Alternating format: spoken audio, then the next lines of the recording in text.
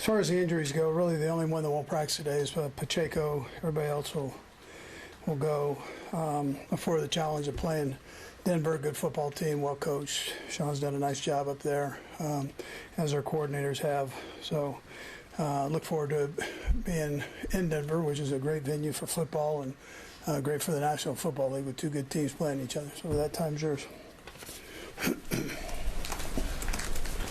Andy, you referenced this, but you've had some good matchups with Sean Payton in the last few years. Just what makes his teams so difficult to go up against?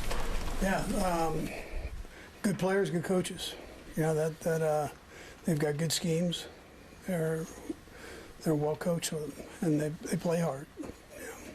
He does a nice job with it. Andy, you mentioned this run of defensive lines that you play against. Obviously, this is a pretty good run. What stands out? Yeah, that's a good point, because that's really a strength of theirs on the defensive side. They got a good defense, but I mean that D line, it starts with them. It's a nice challenge for our offensive line, and like I mentioned before, we've had this string of good D lines that we've been going against, and so it gives you another opportunity to continue to grow as a group and look forward to that challenge. I mean, that's what this is all about. You love that. You love that you get to play a good football team. Andy, what growth have you seen from Bo Nix from his rookie year until now? Yeah, he's picking up what Sean's asking him to do, and then executing it and doing a good job of that. And that's a primary responsibility of the quarterback. You're going to be given a scheme, and you got to become a master of it and then make everybody around you better. And he's done a nice job with that. Coach, on that subject, when you get that second year, he had that early success. He's had some bumps in the road since then. Defenses, how much easier does it get to prepare for him? And now that they've got the tape on him, is that why he's having some struggles now? Yeah, listen, I mean, they kind of all go through a little bit of that, but he's also won games, which ends up being the most important thing, and during tough times. But you see that around the league. You see that with all these guys. Teams have an opportunity to study them. They got up their game, and then they continue to grow. And they grow for a few years, and then they either make it or they don't make it. At that point. So to be able to sustain it for years is quite a tribute to these guys. But he's a young guy that's continuing to see some different curveballs there. Andy, how beneficial was this 5 weeks just with the timing of the season and just trying to, you mentioned the self-evaluation on Monday, but getting the guys back yesterday, just how beneficial did you tell that they're ready to get back knowing that what's in front of them this last stretch? Yeah, sure. They understand that. And they were out there. And we can go lock ourselves in the office and do that stuff. They're out there, and they hear everything, so and see everything with the time off. And so they understand. They're focused, locked in, ready to go, ready to get back to work and get better. And that's, as a head coach, that's all you can ask for. Coach, Harrison, after the Bills game, said he was kind of picking up some tendencies from Xavier, trying to figure out what he's doing. When you guys went back and self-scouted, did you see some things like that happen? How much do you have to kind of guard against that week to week in this league? Yeah, so listen, everybody's got a tendency somewhere along the line. That's how it works.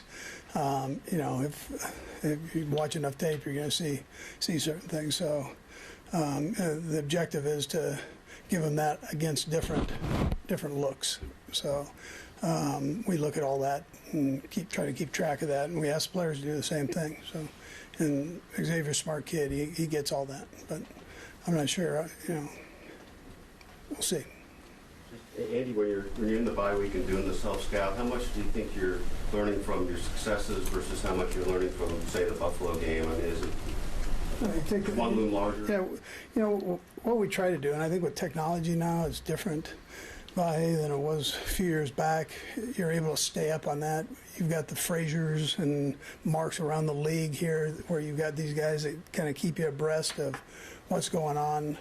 What your tendencies are, what you need to work on show in certain spots and down and distances, all that. So they do a pretty good job. So when you go back and you put it all together and look at it, you're kind of fine tuning what you've already gone through.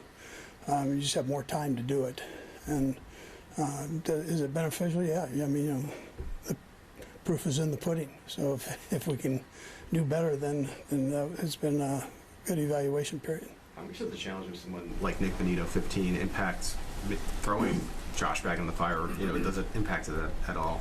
Yeah, we'll just see. Let's see. I haven't even got him out for a practice yet, so let's see how all that goes. He'll jump in and see what he can do and mix it up out there and do what we do, and then we'll go from there. So I just want to see him back out there. I'm glad he's back and going. Seren? Coach Ofonga, what does he bring at safety? Yeah. Add in this year. Yeah, I think that's a good add. He's he's been banged up a little bit in years past, but he's playing his tail off right now.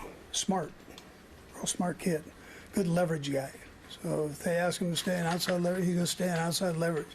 He's going to discipline it, and then if they ask him to get in the box and blitz and do that dirty work, he's all in there too. So he's a good football player, real good. Matt? Coach, what Josh mentioned, you just want to see him get on the field. What would you hope to see from him the next couple of days that would tell you that he's ready to play on Sunday? Yeah, let's just see what kind of shape he's in. You get back into the football swing, So let's see how he is. I'm sure he's going to be okay, but we'll see. We'll do last three. Jesse?